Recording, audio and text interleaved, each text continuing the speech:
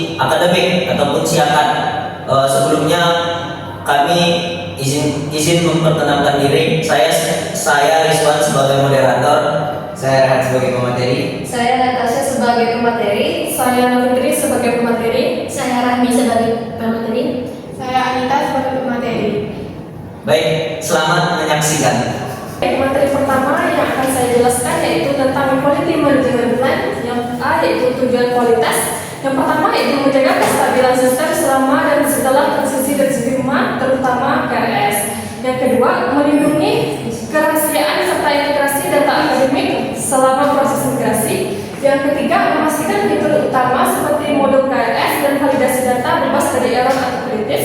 Yang keempat, meningkatkan kepuasan pengguna lebih dari 90% melalui antarmuka mudah dan sistemnya stabil. Dan yang C yaitu ruang lingkup kualitas. Yang pertama, keamanan data untuk mencegah kebocoran dan akses ilegal. Yang kedua, fungsional sistem untuk memastikan alur akademik, KRS, jadwal, nilai dan transkrip berjalan lancar. Dan yang terakhir yaitu kepuasan pengguna akhir untuk menjamin sistem cepat mudah digunakan kurang dari 3 detik. Baik, di sini saya akan melanjutkan materi selanjutnya yaitu yang C, proses perencanaan kualitas. Nah, di sini di dalam proses perencanaan kualitas ini ada beberapa isi di dalamnya. Yang pertama yaitu identifikasi stakeholder, yaitu dalamnya mahasiswa, dosen, admin, dan IT.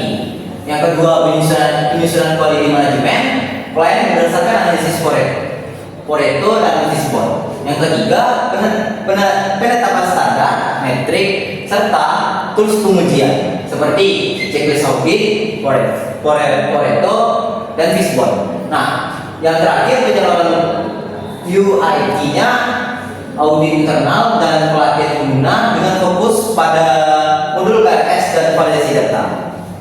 Nah, lanjut dengan yang D-nya, proses pengelolaan kualitas atau quality assurance-nya, yaitu terdapat beberapa isi, yaitu yang pertama audit berkala untuk mencegah kesalahan berulang, review dokumentasi teknis sesuai rekomendasi Fishbone, dan pelatihan penggunaan sebelum sistem go live berdasarkan hasil analisis Pareto. Nah, yang terakhir adalah verifikasi keamanan seperti enkripsi end-to-end-nya, 2FI-nya, dan role-based access-nya. Baiklah, saya akan melanjutkan materi selanjutnya yaitu proses kontrol kualitas atau quality control.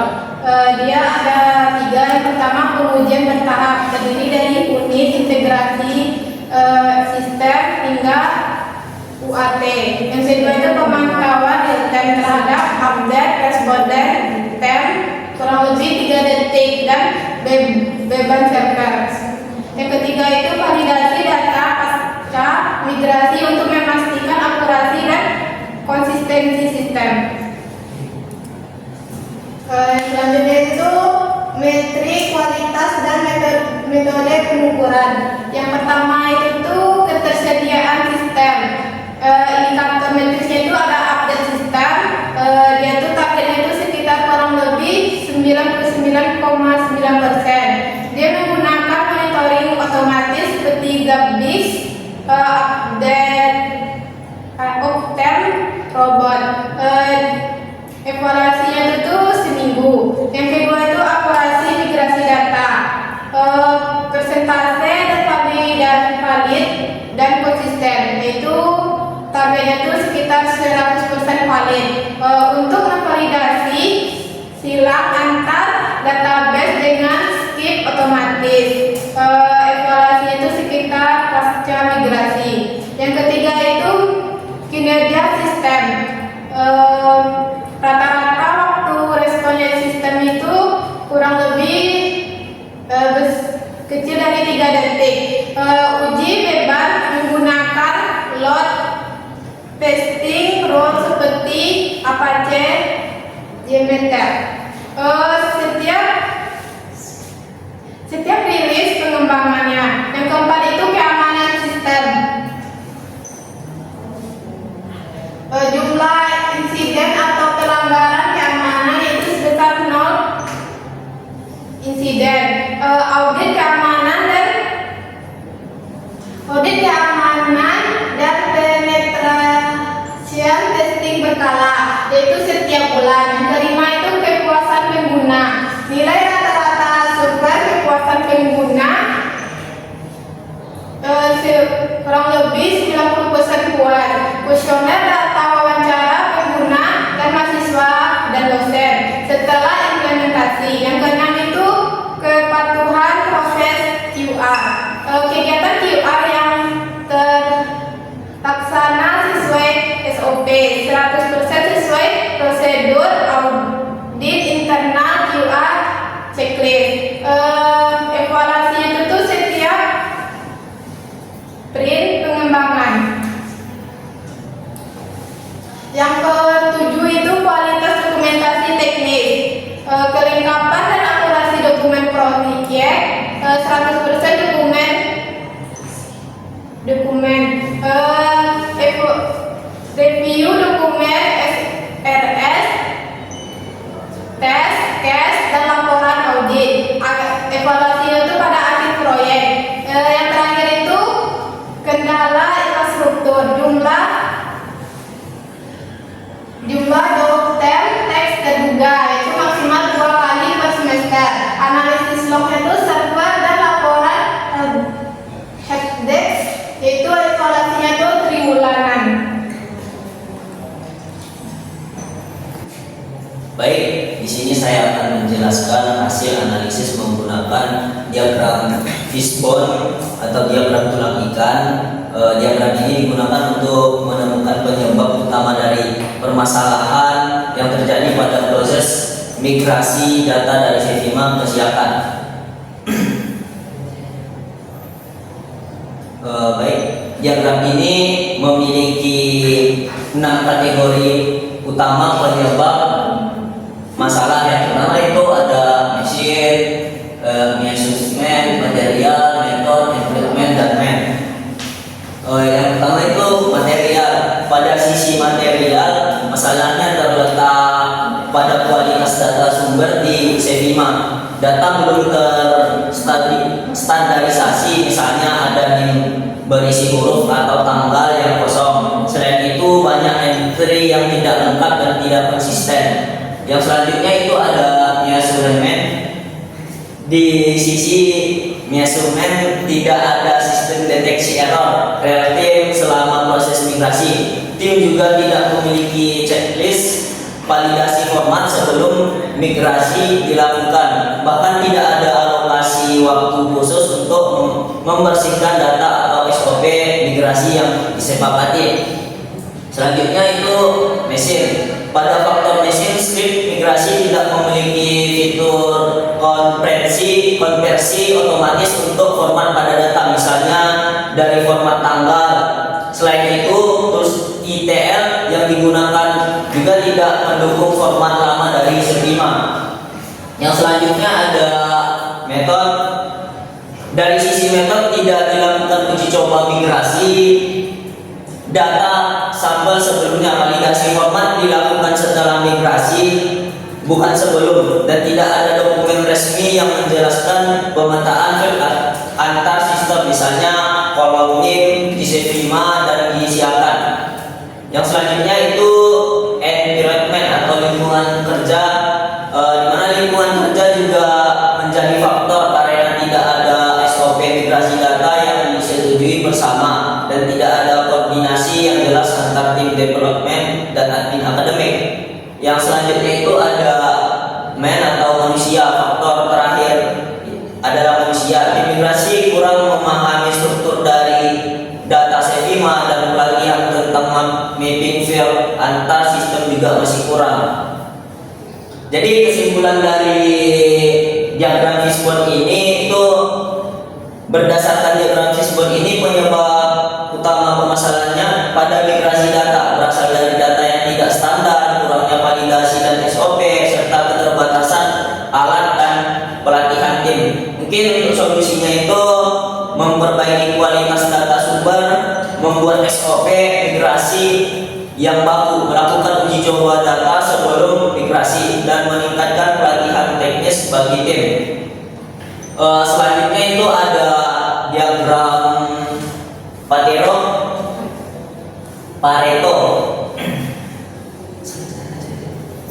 Itu ini pada suhu horizontal pada diagram Pareto chart ini ada format data tidak sesuai, script error, server down, kurangnya pelatihan staff, tidak ada SOP migrasi dan data duplikat. Terus dari diagram terlihat bahwa penyebab yang paling dominan adalah format data tidak sesuai dengan frekuensi tinggi sekitar 35% dan 35 kali kejadian. Kemudian disusul oleh script error migrasi dengan sekitar 25 kejadian dan server down itu ada 15 kali kejadian. Jika kita lihat dari garis hijau kumulatifnya 3 faktor teratas ini sudah mencakup lebih dari 70% penyebab keseluruhan masalah migrasi data. Kesimpulan dari implementasinya itu, dari hasil analisis Pareto ini dapat disimpulkan bahwa untuk memperbaiki proses migrasi data, fokus utama harus diarahkan pada standarisasi format data sebelum migrasi, perbaikan dan pengujian script migrasi, serta meningkatkan stabilitas server selama proses migrasi. Dengan memperbaiki 3 faktor utama ini, sebagian besar masalah migrasi dapat diminimalkan secara signifikan. Jadi diagram Pareto ini membantu kita menentukan prioritas perbaikan berdasarkan data yang terukur. Dengan faktor pada penyebab terbesar, efisien proses migrasi akan meningkat dan risiko kegagalan dapat ditekan. Mungkin sekian dari saya. Baik, saya akan melanjutkan materi kami yaitu tentang checklist audit. Di sini saya akan menjelaskan tentang checklist audit yang disusun untuk memastikan tidak ada langkah yang kritis terlewat selama proses migrasi. Nah, jadi checklist ini dirancang berdasarkan hasil analisis Pareto dan Fishbone yang tadi sebelumnya sudah dibahas. Nah, jadi validasi format dan tipe data itu ada 4, yaitu pemeriksaan integritas relasi antar tabel, pengujian keamanan akses, terus kesiapan sistem rollback, terus verifikasi data hasil migrasi sebelum aktivitas sistem. Nah, terus produser validasi hasil migrasi data yaitu ada 5, yaitu di sini ada persiapan, yang kedua itu migrasi, yang ketiga validasi, terus yang keempat itu pelaporan, terus yang terakhir adalah perbaikan.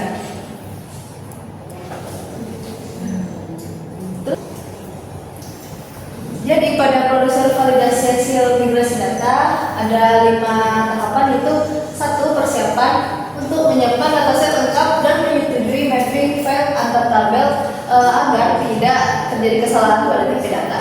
Terus yang kedua yaitu migrasi, menjalankan script otomatis dan fitur konversi format data dan validasi input untuk mendeteksi error awal.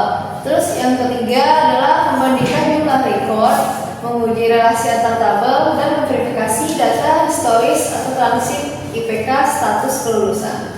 Terus yang keempat ada pelaporan, yaitu mencatat ketidaksesuaian berdasarkan tingkat dampak dan melaporkannya ke TPA. Terus yang kelima yang terakhir adalah perbaikan, melakukan remigrasi serta pembaruan script dan SOP sesuai hasil analisis Fishbone. Baik, selanjutnya kami akan melakukan prosedur pencegahan error sistem. Nah, prosedur ini bertujuan untuk mencegah gangguan pasca migrasi dan mendeteksi anomali sejak awal itu. Nah, langkah-langkah yang dapat kami lakukan itu, yang pertama itu melakukan backup secara otomatis yang dilakukan pada server lokal dan cloud untuk menjamin keamanan data. Lalu yang kedua, kami akan melakukan uji rollback yang dimana jika terjadi error pada sistem dapat dikembalikan ke Sevima dalam durasi 2 jam kurang lebih gitu. Nah, langkah yang ketiga, kami akan akan melakukan monitoring secara detail menggunakan Grafana untuk memantau performa dan lain sebagainya. Lalu yang terakhir yang pastinya kami akan menyediakan tim agar dapat melakukan respon cepat yang akan aktif dalam 2 minggu pertama setelah migrasi dilakukan untuk menangani laporan pengguna dan fokus pada penyebab utama error. Lalu untuk kesimpulannya, divisi kami akan memastikan sistem siaran itu berjalan memenuhi standar kualitas, keamanan dan keandalan melalui penyerapan analisis Pareto, SWOT dan checklist dengan mengacu pada standar ISO 27001. Sistem siakat siap dalam beroperasi dengan kinerja optimal, keamanan tinggi, lalu memberikan kepuasan maksimal bagi pelanggan. Sekian presentasi dari kelompok kami. Terkurang dan terlebih jika ada kesalahan dari kami mohon maaf. Assalamualaikum.